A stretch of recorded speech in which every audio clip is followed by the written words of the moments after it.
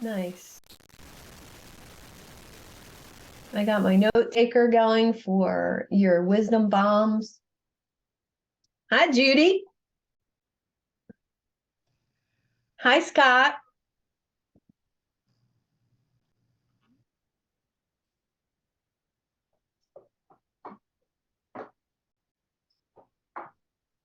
Hi, Suzanne.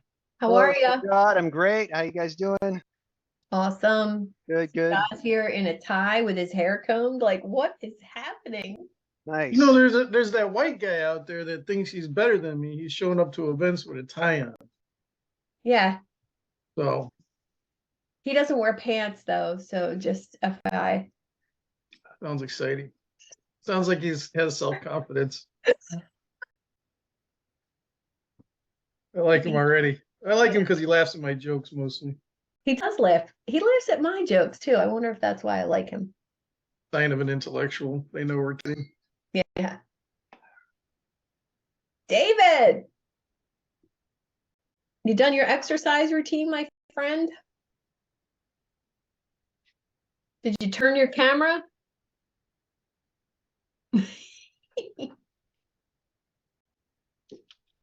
That's a little inside joke there. Yeah.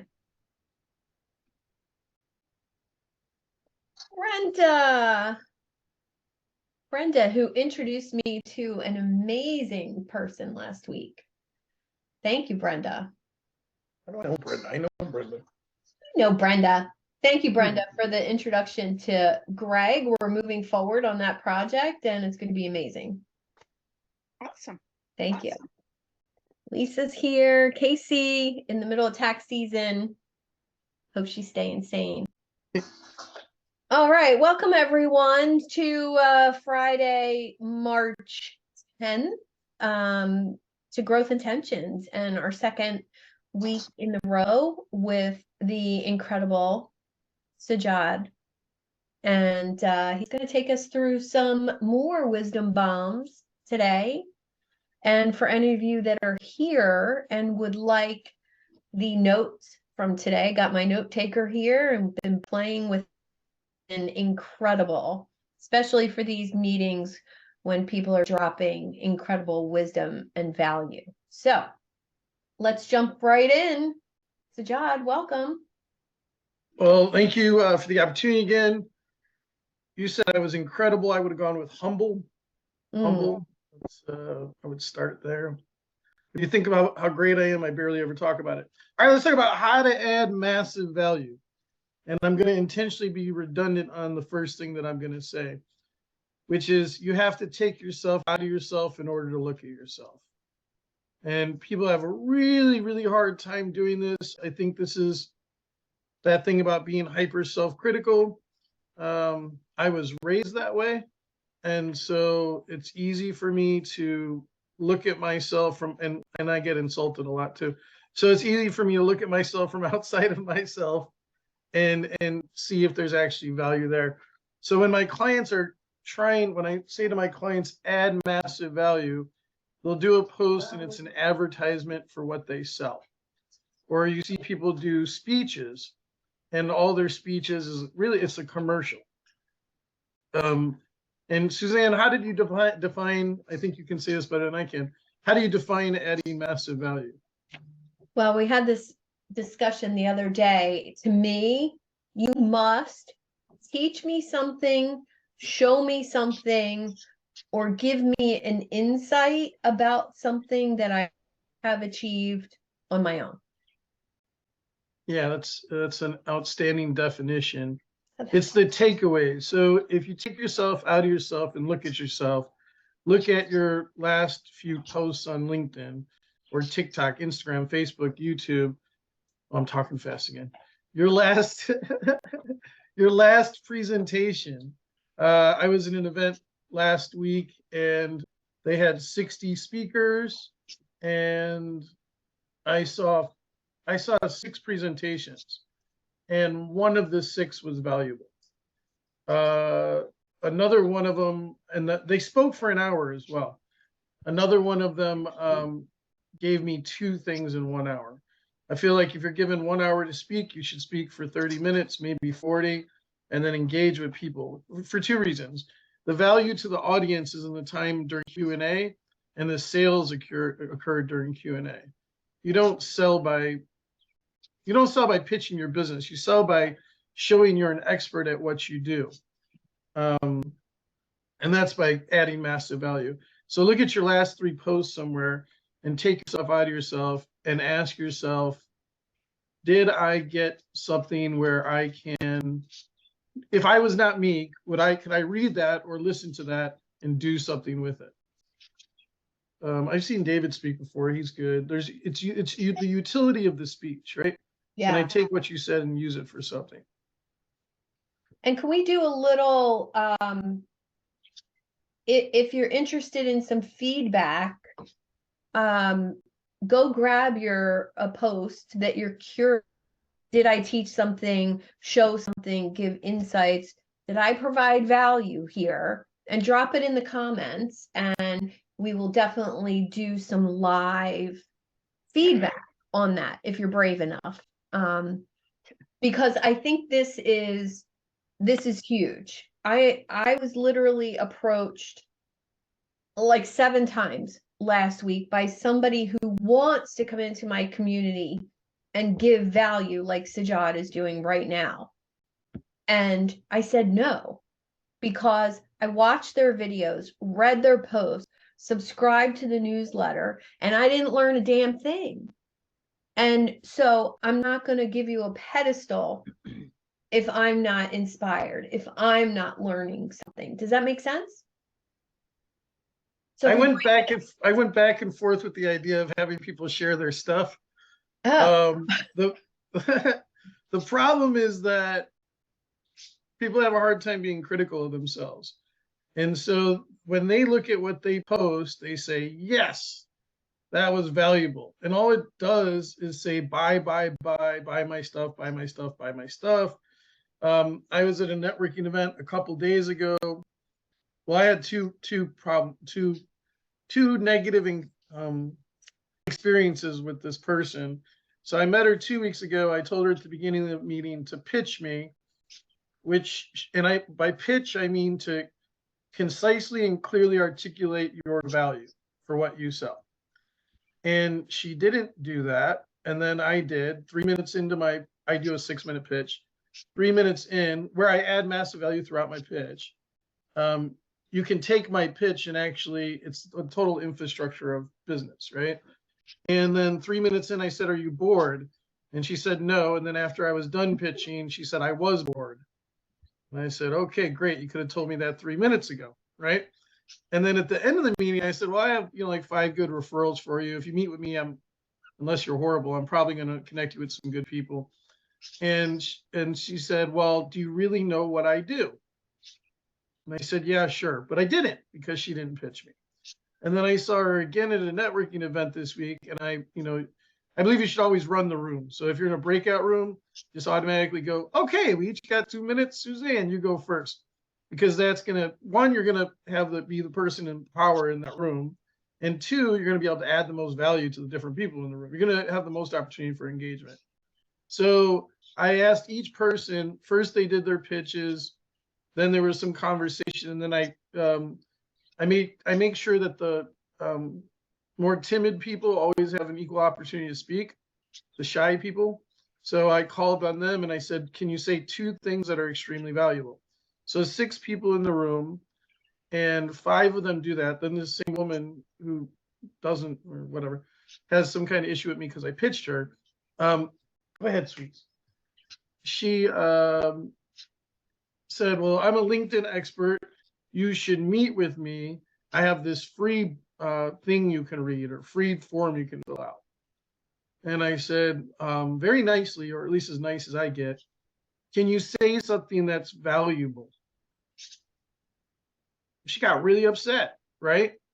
And I'm like, what do we do? What does you telling me that you're a LinkedIn expert and I could fill out your form for free, how does that help me? It doesn't, right?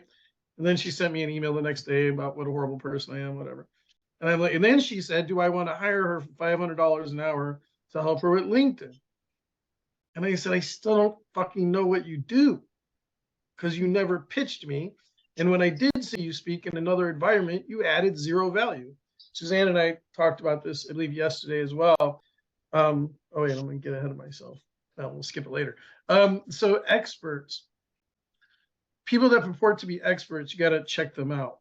So I got, when I was on LinkedIn, they throw me off a lot. I was getting 27,500 views per day on average.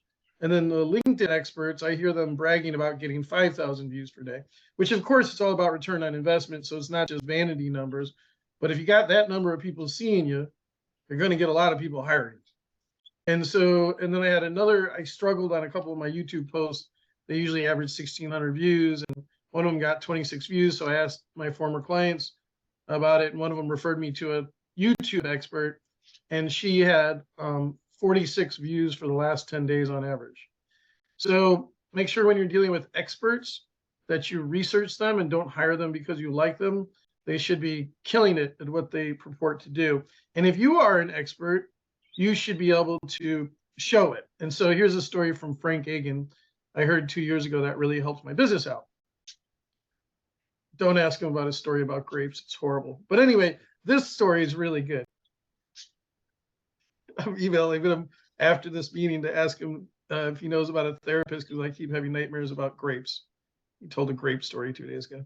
So this story is real. There's a guy at a hardware store who teaches do-it-yourself bathroom remodeling. It's a 1 hour presentation on how to redo your bathroom tiles for free or complimentary, right? And so after 10 people show up every week at the hardware store, and after 1 hour of presenting, he gives you steps 1 through 10, 7 out of the 10 people there hire him because they see how difficult it is to do a bathroom remodel. And they know that this guy is the expert. So the point of the story is people hire you for help with implementation. They don't hire you for information. So you should never be afraid to give away everything you have. Because if you're... Say that again for the people in the back. Say it again.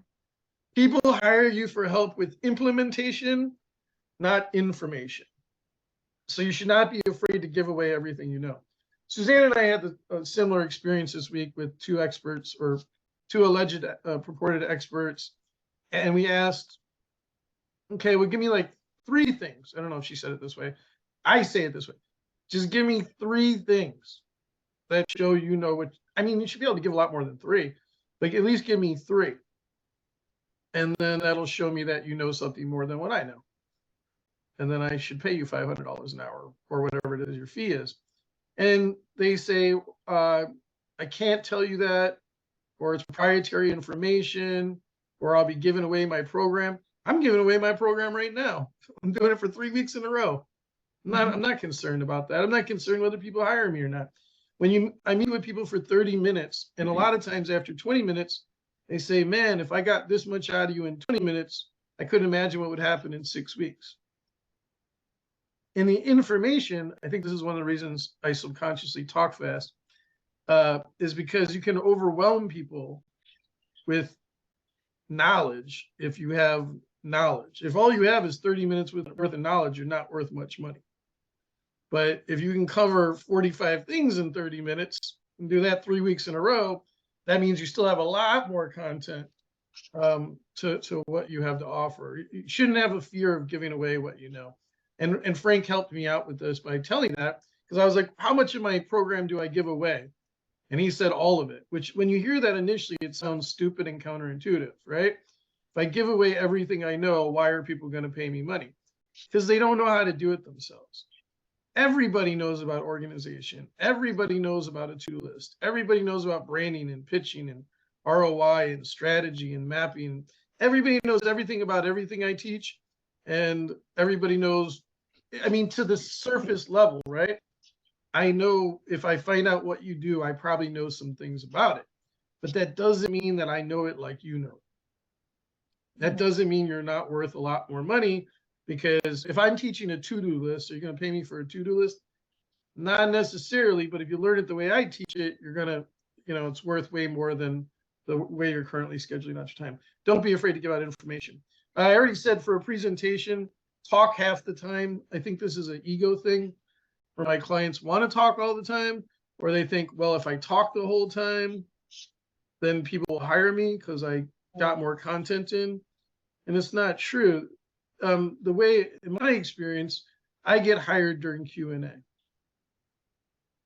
I've even been hired because a lady asked me a question. I said, I don't know. I don't know. I don't know that. That's not something I deal with. You have another question, please? I want to answer one that I know. So speak half the time and let the audience engage the other half the time. Question about overwhelming people. When I have a tendency to lean towards that direction, Brenda, as well. If somebody asks me a question, I tend to give information or too much of an answer. I don't know, Sajad, what do you think about that? The overwhelm factor. I think it's a matter of opinion and personal preference. So I do it, and I know I do it, and it's about your ideal client. Who do you want to work with? So if you work with me, it's going to be a fire hose. You're going to get sick in the first 3 weeks. You're gonna get sick. You're probably going to get something going on with your bodily functions that are not positive. It's a lot of it's an intense experience, and it's a lot of information. I'm gonna go through that, Scott. Thanks. It's a lot of information, and it's a lot of adjustment in how you operate in your life and how you look at yourself and how you articulate your value. So the program itself and dealing with me is overwhelming. And I think it's good because I think just do whoever you are. So if you're a nice, kind, laid back, easygoing person, be that person, because that's who you'll attract. If you're a duck, be that, because then you'll attract ducks. Whatever it is you are. Yeah, I don't know. I think that's a matter of personal preference. Of course, people in California predominantly don't like me. I'm moving way too fast for them, but they're not going to be able to keep up with the program. That's definitely something I've discovered, that if I am myself and tend to be a little bit overwhelming as far as the amount of information, I attract the person who says yes to working with me is more of my ideal client because they like that, or their brain works at that speed, and that makes it an easier client for me, or a more fun client, or a client that goes a little further. That makes sense? Yeah, I'll give you an example. Let me answer Brenda's question. I'm going to give you an example there, Brenda. So I have my clients do an hour-by-hour schedule the night before each day, right? And then they submit it for review on my online community, where they get feedback from different people, one person that I pay to do it, and then other people give input as well. And so hour by hour with quantifiable measurements to be way more productive. So 8 a.m. to 9 a.m., you said you're sending emails. Are you sending 3 emails, or are you sending 30 emails? You have an employee named Mike. You're paying Mike $200,000 a year. If you looked at your employee schedule, again, looking at yourself from outside of yourself, what questions would you be asking yourself? So my goal with my clients is help them make a lot more money a lot faster.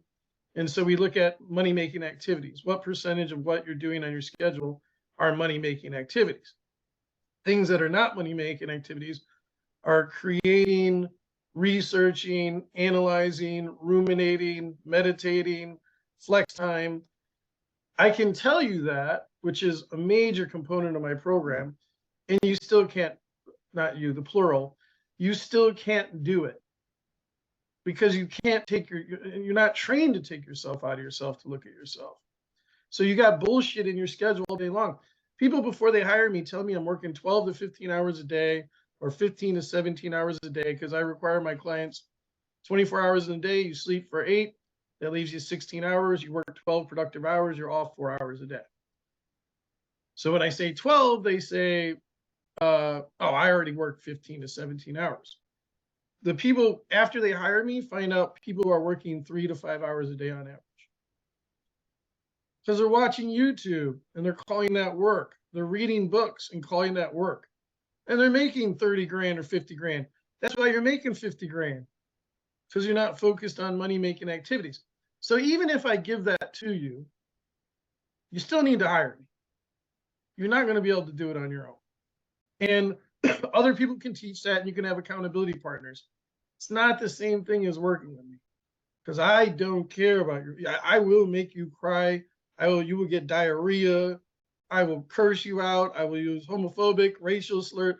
I will do whatever it takes for my clients to succeed. I don't care. I only care about their success. I care about them, but my focus is on their success.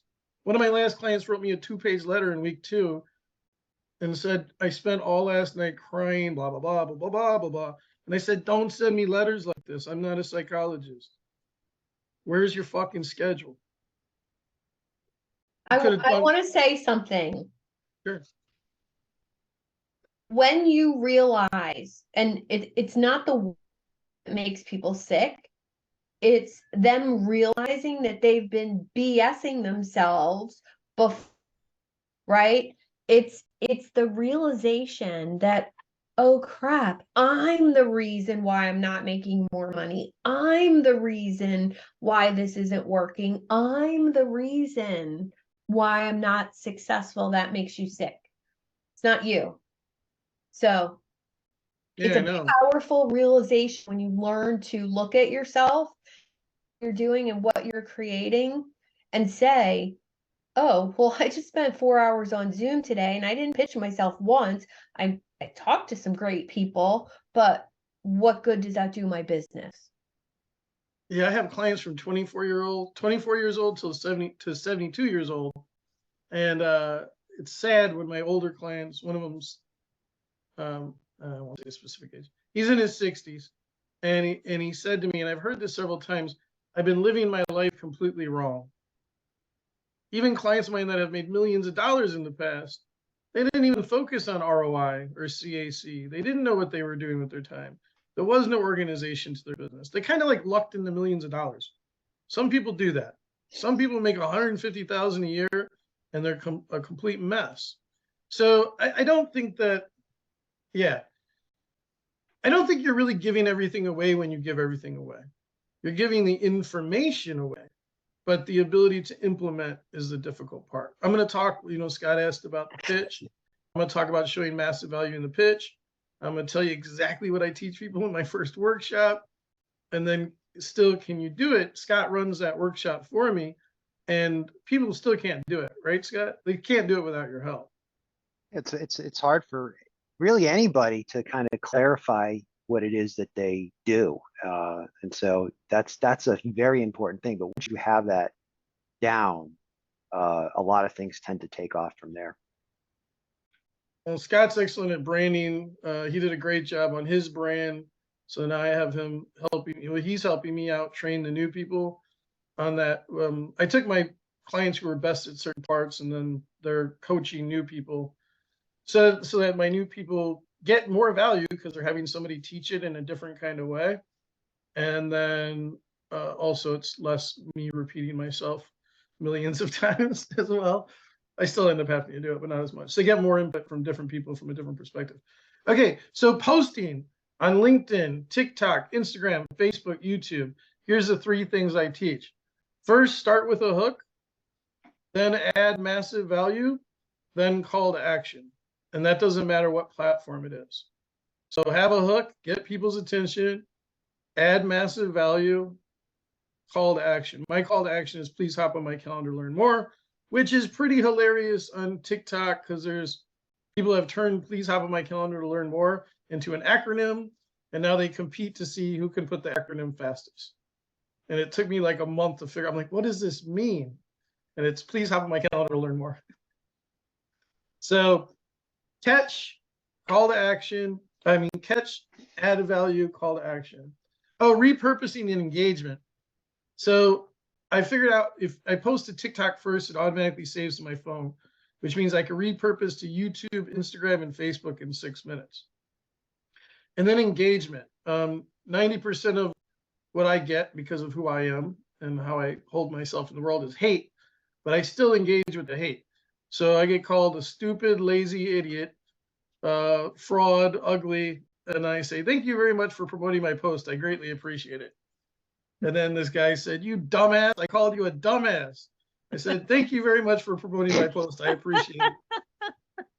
And I was so hoping he would have said something else because I know what I was going to say back. But you should be engaging. And there was a guy yesterday, I said, here's 3 lies you're being told in business that you believe that are costing you a lot of money. Then I have super fans turn into clients too, right? You get stalkers. Stalkers end up hiring you 3 months, 6 months, 9 months later. And in one of my clients' cases, it was a year and a half later before she hired me. But so he asked for 3 positives on business. So I gave those to him. And so that engagement increases. The worst thing in the world, you're like doing half of your job being 90% less effective by not engaging. So you see people post and then people comment and you're not reacting and commenting on every comment. So you're wasting your time. Even if you're adding value, you're not engaging with those comments. I didn't have this written down, but here's another thing you can do. I know Suzanne does this. We talked about it this week, is engaging with other people. Well, she did talk about stalking Jason, so I guess it's already been said publicly. Engaging with other people who you think are phenomenal and posting valuable insights on their posts, right? And you know from your experience, somebody does that 5 times to you, you start paying attention. Who is Judy? This Judy lady keeps commenting on my stuff, right? And I joined Dan Poe's group this week. I'm paying $27 a month, which if you know me, I don't spend money. So it's a big deal that I'm spending $27 a month, but I've been engaging a lot. And so now after 1 week, they've highlighted my name as a contributor in blue. So when I comment, my comments are highlighted. And I even argued with Dan on day 2. I said your about section on LinkedIn should be about other people. It shouldn't say I. It should be about how you serve others. This is another thing about adding value.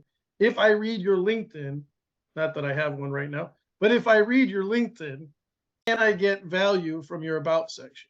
If I see you present, can I get, every time I engage with you, am I going to get value? And so he said, I isn't always bad. It shows that some people buy in because you're an expert. So I responded, thank you, sir, because it's his platform. If it was my platform, I would have been like, shut up, asshole.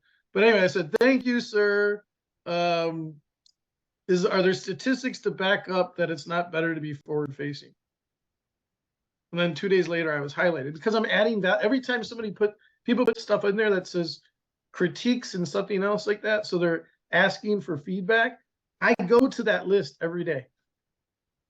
And I give feedback on every single person. And it's not necessarily even in a nice, I mean, it's just in a straightforward way. Like I told one young lady, I said, your content is great. Your picture is awful. You're looking that way and you're not smiling.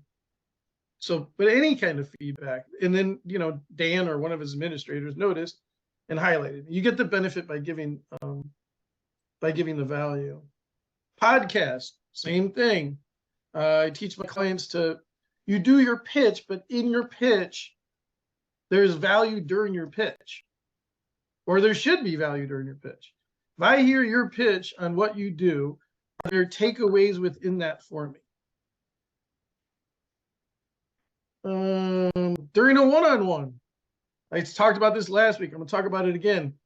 Having the right mentality headed into a business meeting. These are business meetings, not get to know you meetings. If you're running get to know you meetings, you're going to get to know people. If you're running business meetings, you'll make a lot more money. So first minute, research people before you meet with people. First minute, form rapport. Next 2 minutes, add value. Say, I looked at your LinkedIn and your website. May I please provide you with some feedback, add value.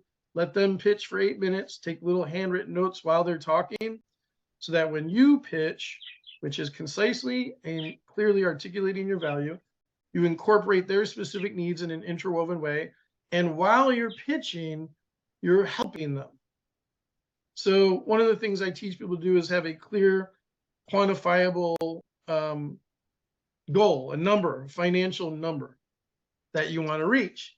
And that helps people make more money Because if you say, I want to grow my business, or I want to do better, or I want 6 clients, you're not clearly articulating a straightforward goal. And throughout my pitch, I'm actually helping the person in front of me. It's operate with intention, but don't be concerned with the outcome. You don't have to do sales to sell. You add massive value. And say you're a LinkedIn expert, as 5 billion people on earth purport to be. Okay, then go to my LinkedIn and give me 10 pieces of feedback on my LinkedIn. Or you're a podcast expert. Okay, tell me 10 things about podcasting. Whatever it is you're an expert at, tell me during your presentation, during the one-on-one, help me directly. So if you're pitching and people say, that sounds good, Casey, that means you're doing a terrible fucking job. They should be saying, that sounds like it was made for me, or I need to hire you. That means you've added massive value.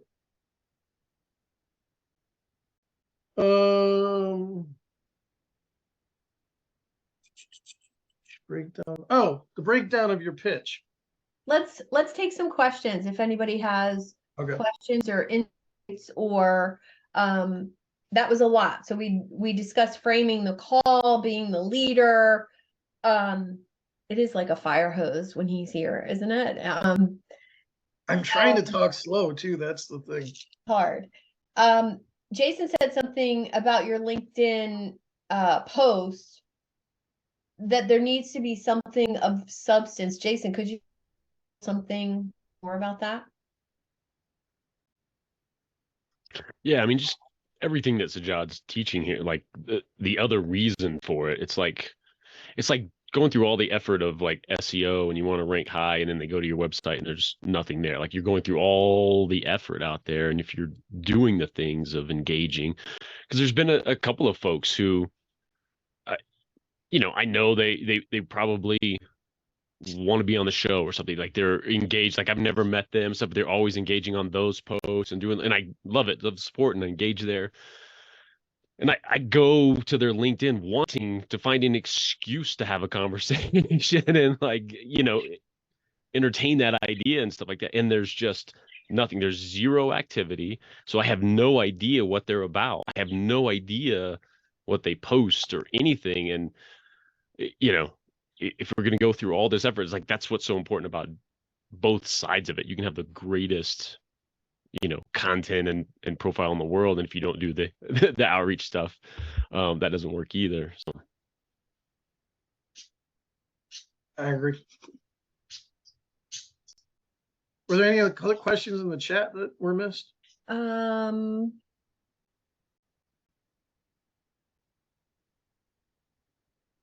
Brenda just said, trying to share your whole program, how do you balance that without the overwhelm? So I'm going to say, with what I do, I have a 3-month version of what I do, and I have a year-long version of what I do. I always go for the year-long version, the A to B journey, for that year-long version. If somebody asks, the 3-month version is a fire hose. It's an accelerator, and it's only offered to certain people who can handle it. So by presenting the year-long version, it's almost easier than presenting the 3-month version, because the 3-month version is scary, because you're doing all of that in 3 months. It's more hours, it's more work, and it's more stress to get all of that done. Does that make sense, Brenda? I'm still sharing the whole scope, the whole A to B journey of what I do. And Sajad does the same. David does the same. Casey does the same. Whole journey. What's the whole picture? You don't really, I'm still not giving it away though, because like last week, there was somebody that was asking very good nuanced questions. Well, that's why I get paid, because along the way, you're going to have a lot of questions. I have a whole week dedicated to you asking questions. The 4th week is called loose ends, because you're going to have a million questions by that point. Even though we've been talking every single day for 4 weeks or 5 weeks at that point, there's a whole week dedicated just because once you do a deep dive on your numbers, your budget, your goal, your strategy, your pitch, how you're running meetings, you're going to have a million questions. That's where I'm getting paid, the expertise to answer particular questions. All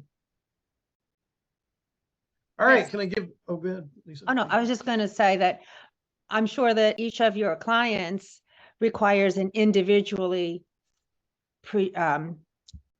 well, they have their own profile, they bring their own personality, their own style, and you have to individualize everything, I'm sure, to some degree. Not everything, but tweak things. So just if you're explaining to them what your program is, what you're telling them is what you have to offer them in what topics, and then I don't think you can give away your program, because that program with that particular client will be not cookie cutter. Yeah. So knowing that is, the client knows that. And if they're interested in what you're offering, even if you give more than what you might think is giving, and would be giving away your program, that a lot of times just makes people more interested, because you know there's more after that also. Yeah. Yeah, I say during my pitch, it's 50% set in stone and 50% organic based on a particular client's needs. So week 1, we're doing pitching, which is the creative part. Weeks 2 and 3, we're doing ROI, CAC, and mapping strategy, which are financials. So, the people that love the creative part, love the creative part, and the people that love the math part, love the math part. Nobody loves all the parts.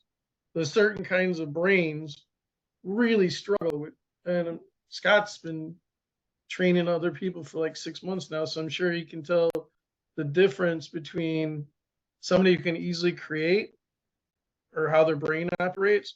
And then I have Jada doing weeks 2 and 3, which are the math part. So some people have a really hard time with that, Yeah, so different people struggle at different parts, and different people, certain parts come easy to them where they enjoy. That's true. All right, I want to do this breakdown of the how to pitch, or how to show massive value in your pitch. So the first thing is having an emotional connect. People buy in the subconscious. They don't buy based upon logic. They buy based upon emotion. So if you're pitching, you're saying, "Hi, my name is Brenda, and I do blah, blah, blah." You're saying the what and the how, right? That's not where people buy from. So you want to figure out, how do you make people feel, or how do people feel by working with you? So I help you by becoming extremely well organized. You significantly increase your productivity, and you substantially reduce your stress. And you get this by talking to former clients. My clients are way more organized after working with me, and they're way less stressed out. They know exactly what they're doing with their time. They feel way more empowered.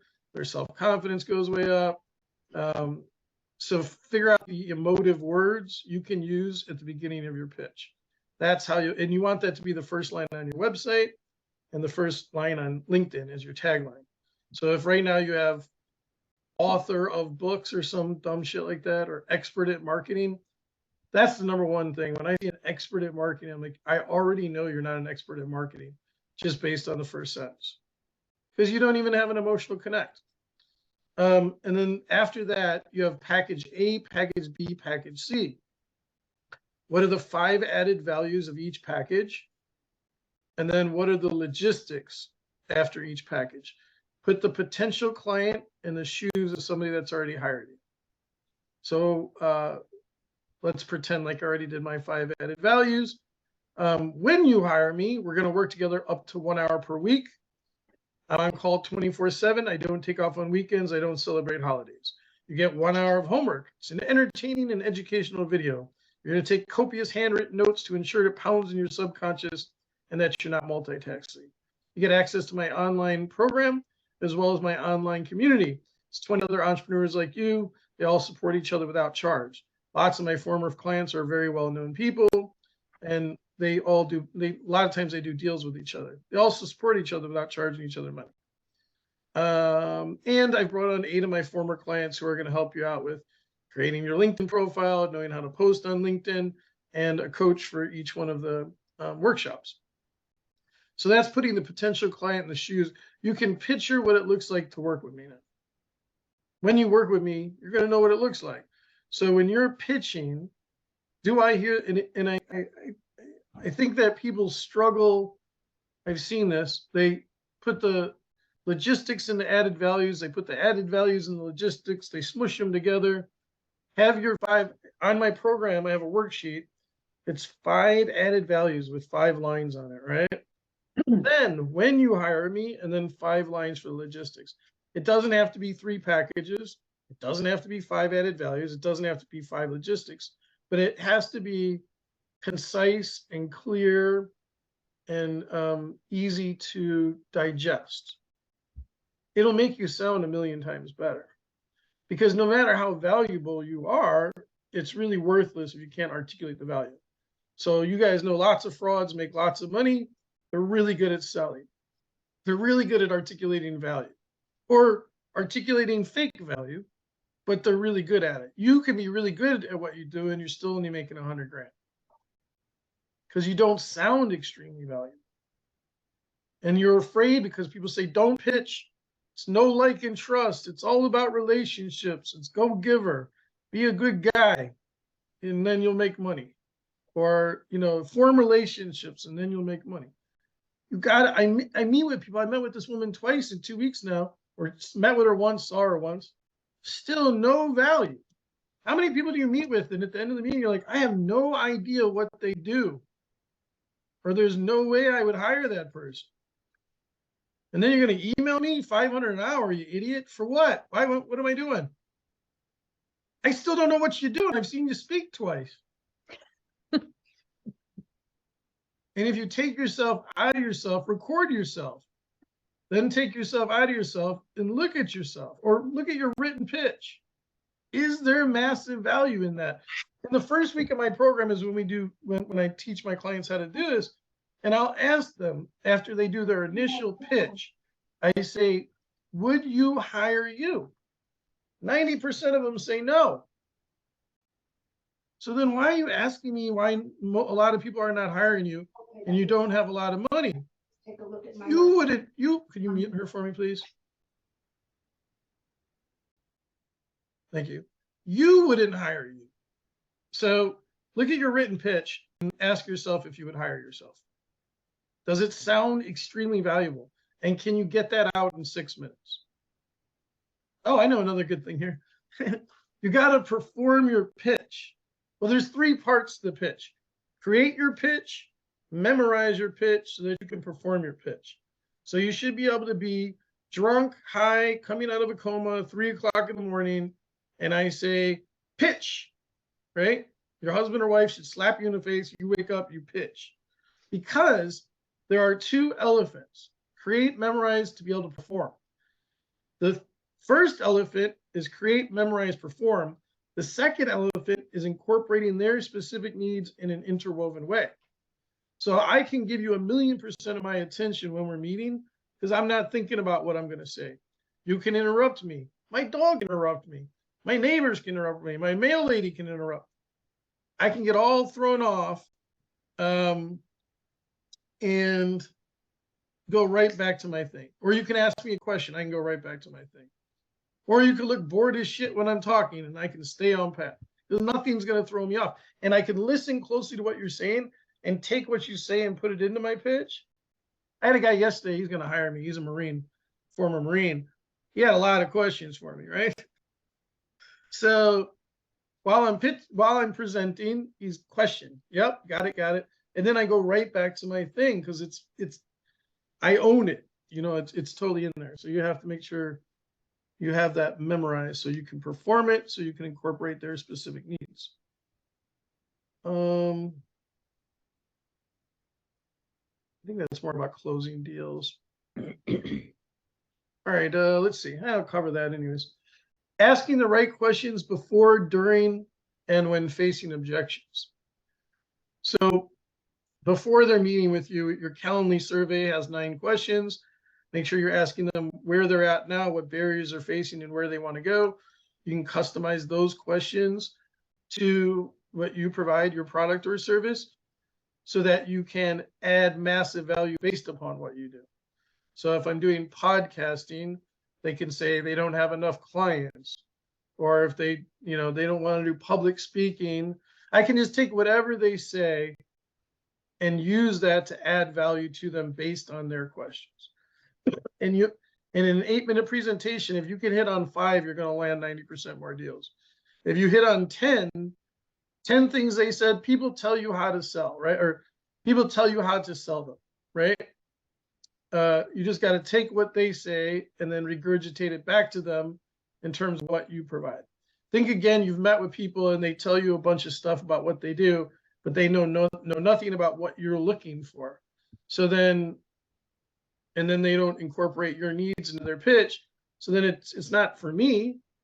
It didn't sound like it was for me. It did not address any of my needs or barriers. It didn't solve a problem for me. So make sure you are solving problems for people, addressing their needs through that. And then during your presentation, expect barriers. People are nervous when they're buying. So I just bought a new washing machine.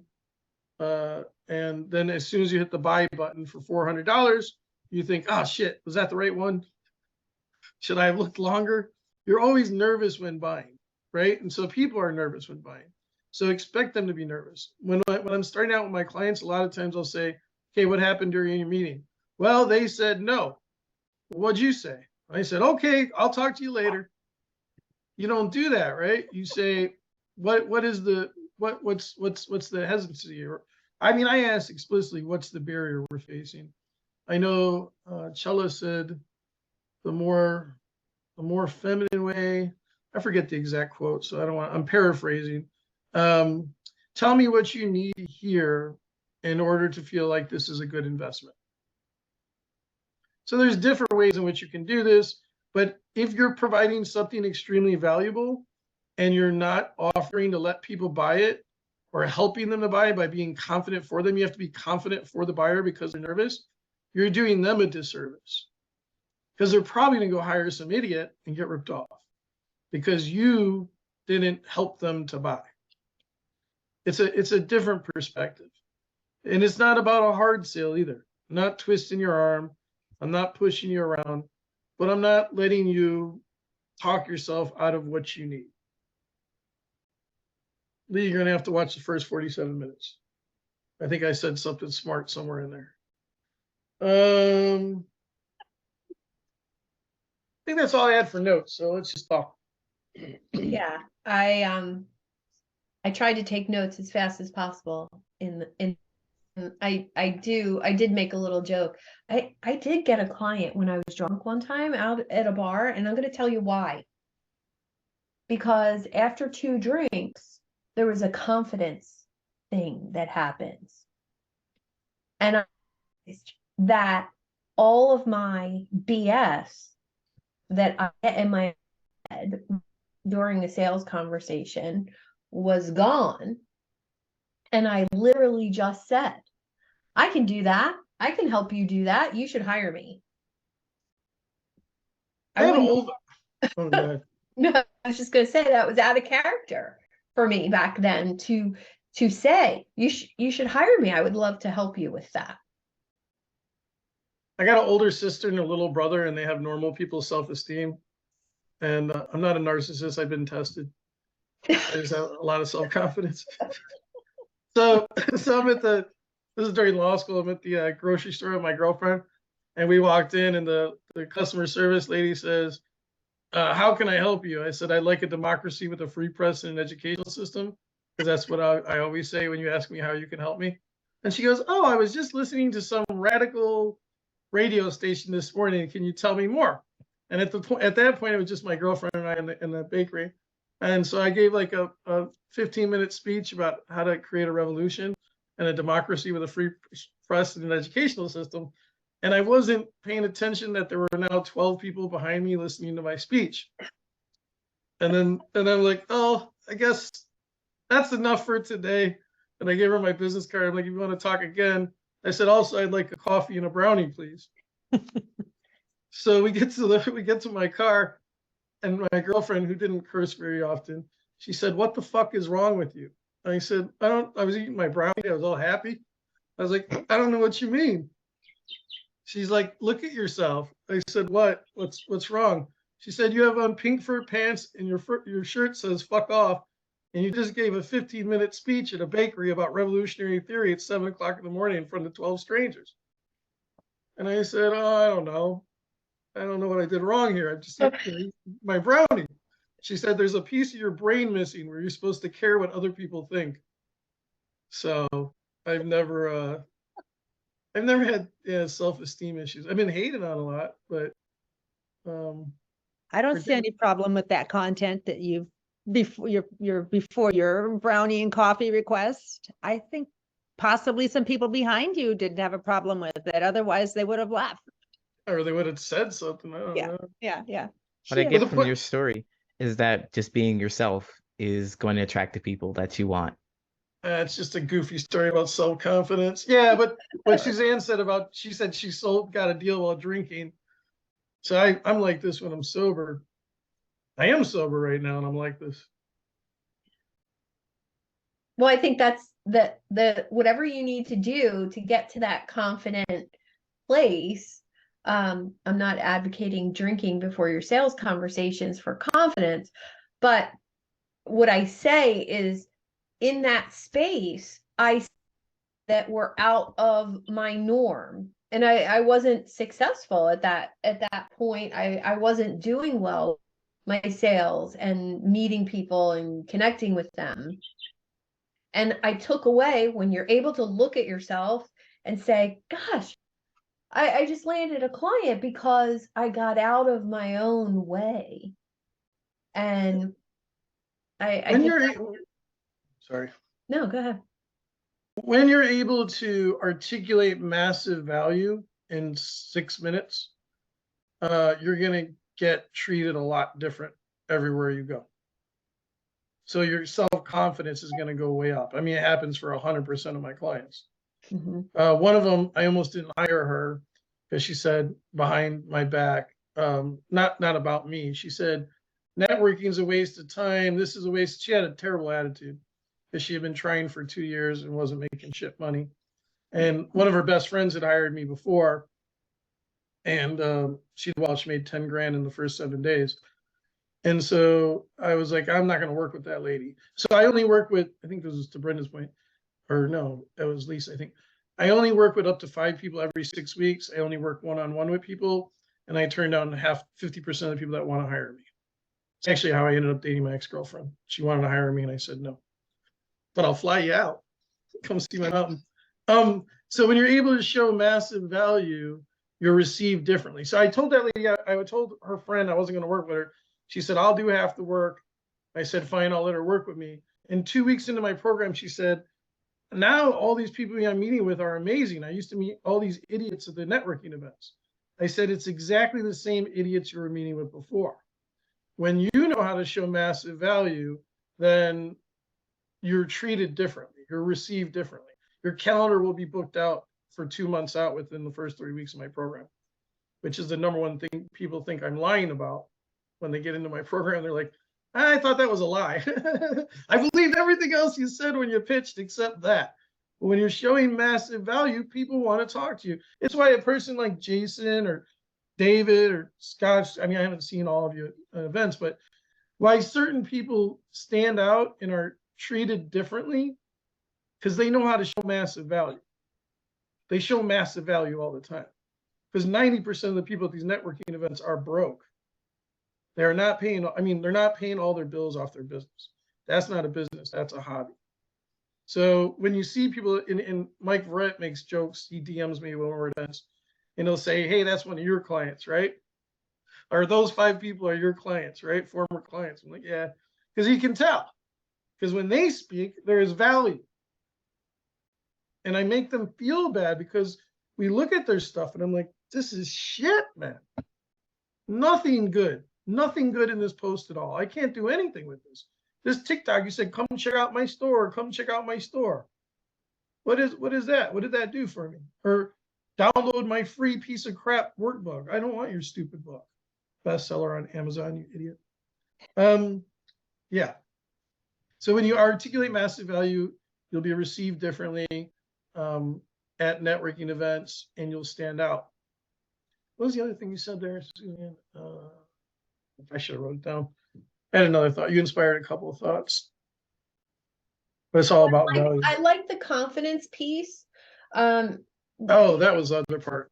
Yeah, David and I have had a couple conversations about when you meet with someone, if they're not confident in what they do, or maybe even in the one-on-one situation, and maybe it's lack of eye contact or it's body language or all the things, right? But if they don't have a desire to help the other person on the call, whether it's 100 people or whether it's one person, you can tell the difference. And I think articulating confidence, articulating the value was one of the hardest things. Like I could say, "Oh, Marcy, great to meet you. I'm a business coach." He thinks, "God, I've met 300." Like, what's the difference? Instead, I help entrepreneurs attract more authority and more clients and more assets into their business. Oh, okay. Like that makes sense. That makes sense. And of course, I like something, Sajad, you said the other day when we were chatting about research. So Sajad and I ended up talking on the phone yesterday after somebody no-showed for a time with him. And of course, we had a little like riff about no-showing. I'm like, yeah, I had one of those last week, and I used the half hour to do something in the kitchen instead, like filled it with valuable time. I said, but I was pissed. I spent, 20 minutes researching the person. He said, me too. It was the same person. Oh, well, this is interesting. And just to notice stuff like that on this person's LinkedIn profile, it's expert, it's thought leader, it's change maker. You should never be late to a meeting. Never. If you're running your own business and you create your own schedule, you should never be late. It's so disrespectful. On time is 5 minutes before. You should never be late anywhere. It's the easiest fucking thing to get right. And it's the number one thing that makes you look like an idiot. And it's disrespectful. Do you want people? It's the golden rule. It's so easy. You want people doing that to you? Don't show up late to stuff. And don't say, well, I had something happen. Because in your stupid life, stuff has always happened. You're not organized. I'm never late. I don't double book. I did it yesterday. I don't double book. I don't reschedule. I don't show up late. My kid didn't have the third asthma attack this week. That freaking lying ass lady. Control your schedule. Show up on time. Research people before you meet with people so you can add massive value. Think about when you meet with people and then they're like, I didn't know that's what you did. And they look at the first line on your website. Because the first line on your website said that's what you did. And think about how much more you're likely, how much more you like somebody when they've invested into you. How much more value you see in them because they've put value into you. They've put and because they remember something, this is huge. They remember something unique about your website or your about page or your LinkedIn profile or that podcast that you did 3 weeks ago, or I don't care what it is. Remember something about people that's going to build that rapport with them, right? Find something that person is passionate about. I connected with somebody based on the fact that he shared a surfing picture on LinkedIn. And I commented about his tri-fin short board. I was like, you know what you're talking about. And I said, yeah, I've been surfing since I was 12 and we had this thing. Well, now we do business together. right? So do that next level of research on people and go a little deeper than the average person would do. I'm going to say a whole lot in 30 seconds. Okay, go. Frauds. Stop hiring frauds. Stop hiring people based on your stupid freaking feelings. What did they promise you? 95% of my clients have been ripped off by frauds before. 2 weeks into my program, they say, why didn't I learn any of this stuff? And I say, why did you spend $20,000 on that fraud? What did they promise you? And so if you're pitching, are you again articulating value? Is it clear what I'm going to get out of hiring? And if I hire you, you're doing a really good job. I hired Scott's company because you got to really convince me that my money's worth it, because I'm very careful on ROI, very careful with my money. When you know how to pitch really well, you'll see, like I say to a couple people in here, who stands out, because what happens in week 3 of my program is all my clients become pretentious. They're like, all these idiots at these networking events, none of them can pitch. And I'm like, you couldn't do it 3 weeks ago. I'm not talking about me, Sajad. I'm talking about these idiots I'm meeting with. I'm like, but that was you 3 weeks ago. Stop talking, So once you learn how to do it, it'll be much more obvious when you see, sure, David sees it. When you see somebody that doesn't know what they're talking about, when you do know what you're talking about, it's going to stand out even more. The other great thing about everything I said over the past hour is that it's easy to be amazing, because the bar is so low. Show up on time, research people before you meet with people, add value. This is not difficult stuff. The difficult part is taking yourself out of yourself to look at yourself and be hyper self-critical. So stop being so nice to yourself. Everybody on their schedule, when they start with me, they got 1 hour to create a post. I'm like, you idiot. It takes me 5 minutes to create a post. But I understand I'm crazy. So, okay, normal person can do it in 20 minutes, but not 1 hour. You're too lenient on yourself. People are too easy on themselves. They can be really hard on other people. It's really easy to look at other people and say, oh, he's an idiot. He sucks. She's stupid. She sucks. But can you look at yourself and do the same thing? Because that's how you become great, is by being hyper self-critical. And if you were raised wrong like me, you would have turned out a lot better.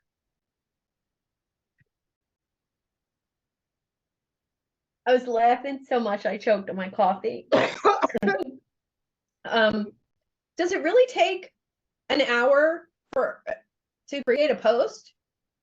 You should see the schedules. When you see people's schedules, you should have your clients do this. Take this from me. Mm-hmm. Have them do an hour-by-hour schedule with quantifiable measurements, and then look at what they're doing. It's total. Thank you, sir. It's total garbage. Yeah. What they're telling themselves is what they're quantifying as work. One guy had two 2-hour blocks of flex time, and I was like, bro, you flex time. Flex time. I'm like, bro, you smoke pot? What the fuck is flex time? He's like, that's where you catch up on what you didn't get done. I said, well, that's too bad, because you hired me.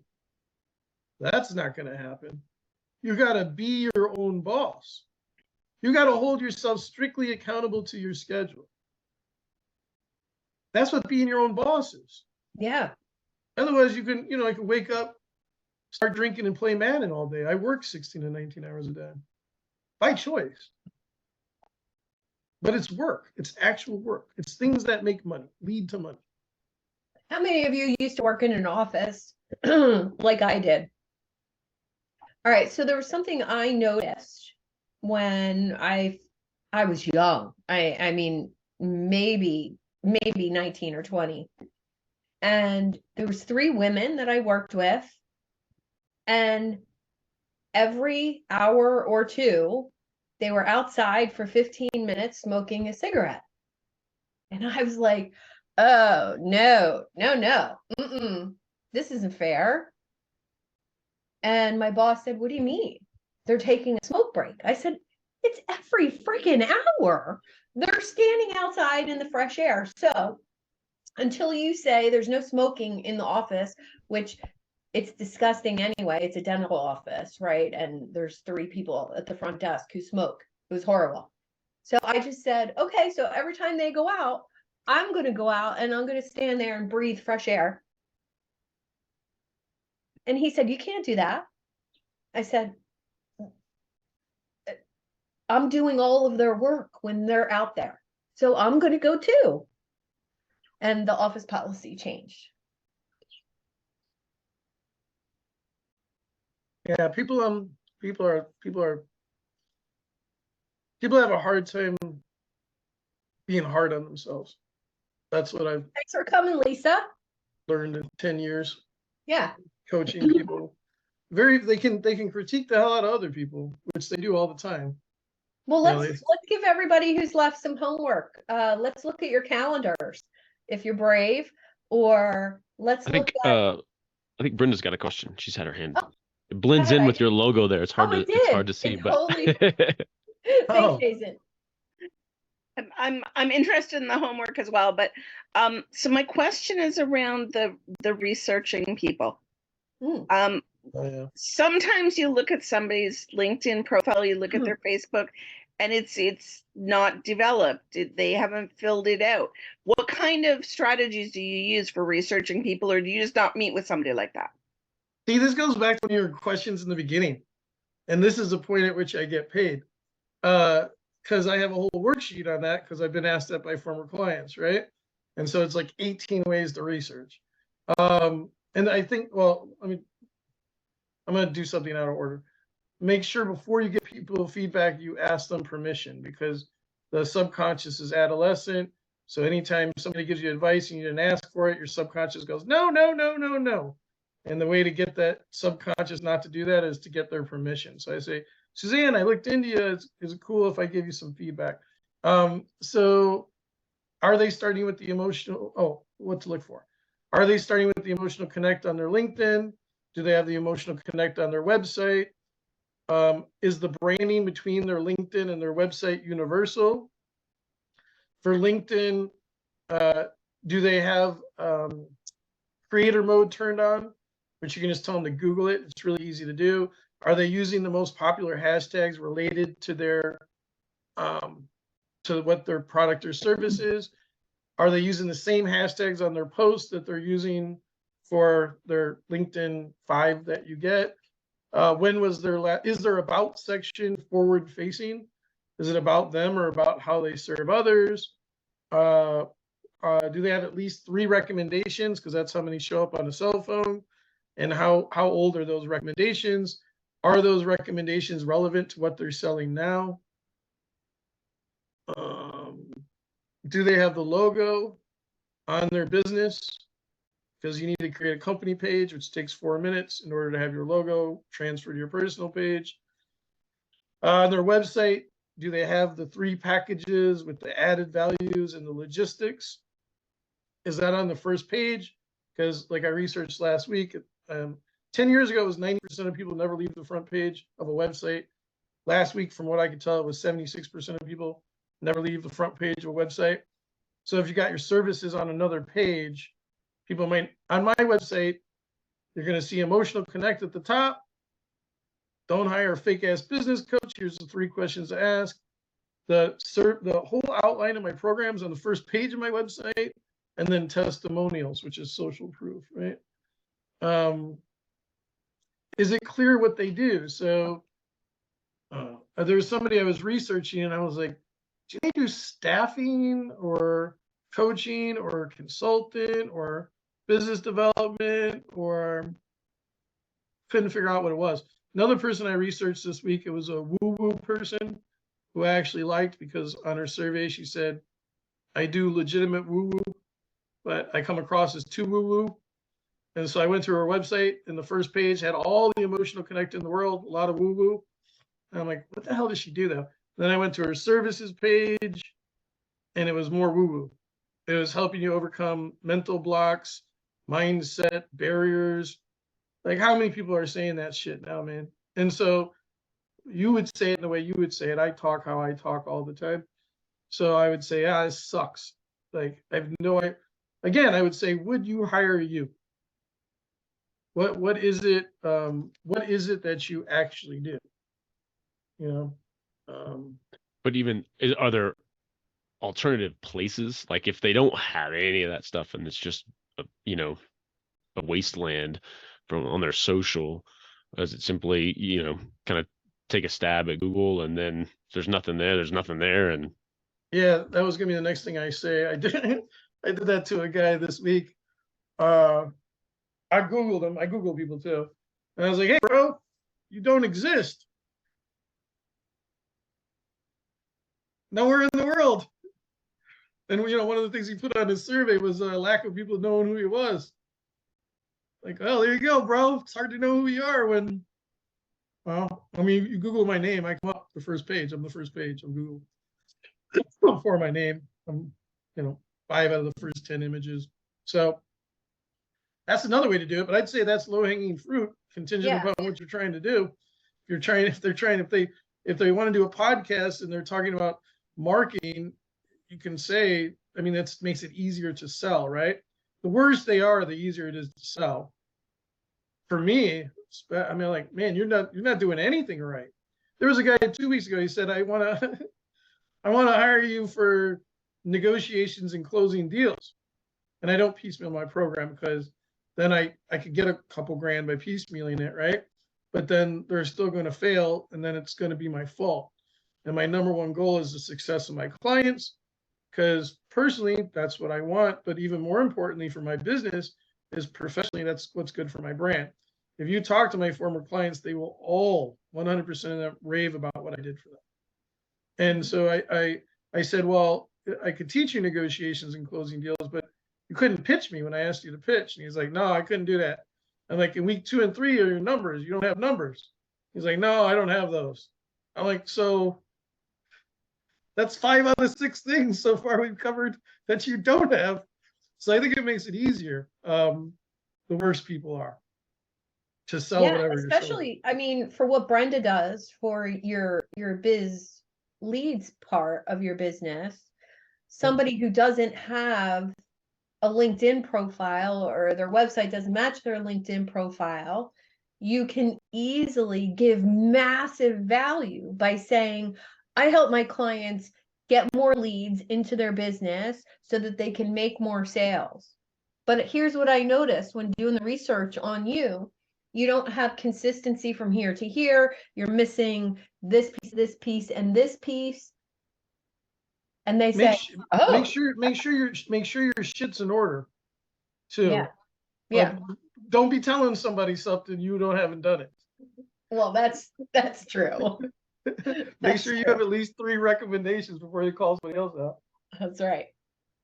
I believe in the do as I say, not as I do methodology. I had some lady being patronizing towards me, and she's like, "You haven't hired me yet. You need to hire me." And you didn't even do what I said to do. What would you do if one of your clients did that? And I said, my clients know I would kill them. So they don't not do what I say. And secondly, I'm not your freaking client.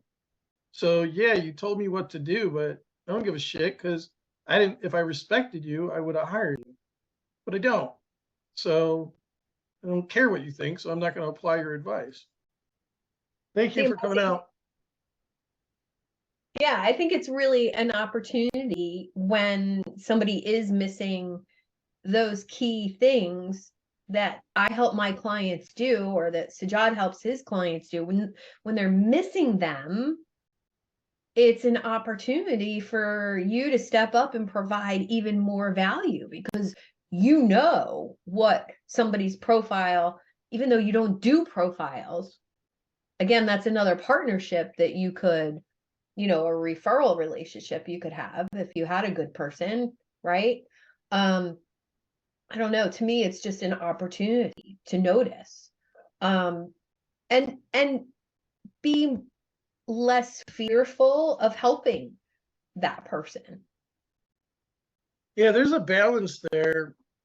So, there's some people that do aggressive sales by saying, oh, everything you do sucks. You need to write a book, or you need to, that's what this Marine was telling me. Oh, I hate that. And I'm like, bro, I'm not going to do any shit like that. He's like, I can tell by your personality, you're not going to do that to me. I'm like, no, I'm not even going to try to get you to hire me. Actually, I don't even care if you do or don't. Doesn't really matter to me.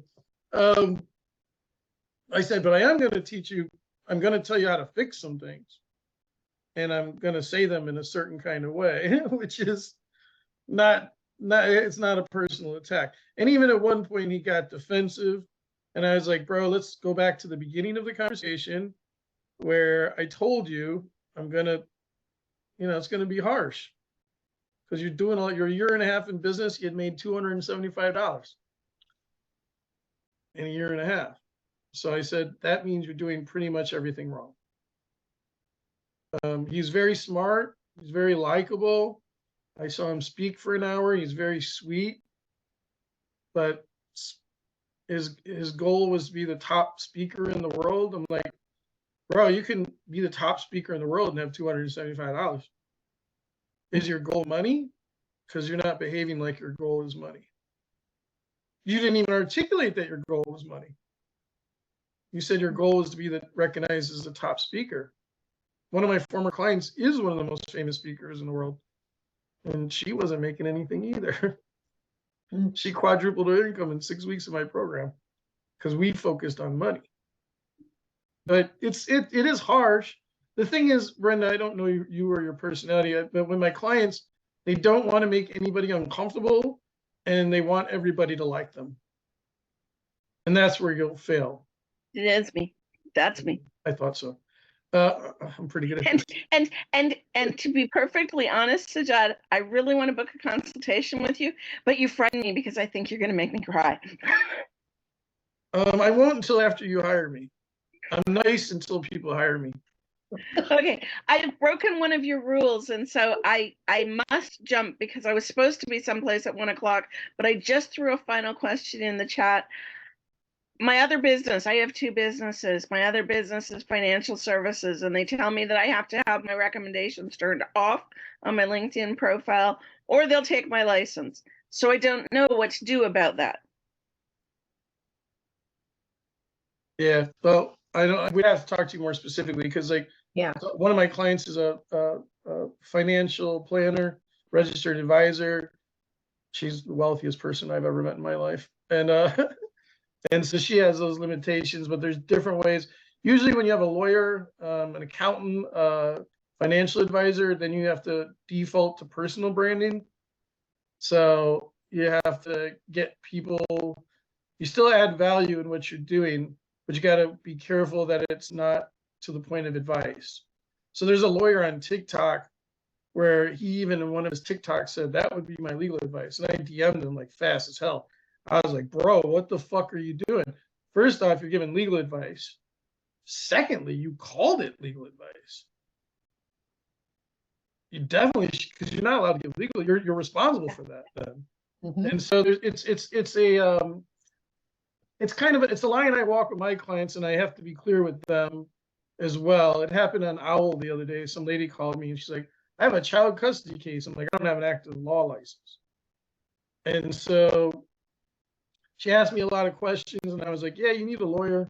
Yeah, you need a lawyer. You need a lawyer.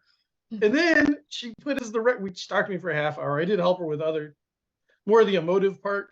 I didn't help her with anything legal other than saying you need a lawyer.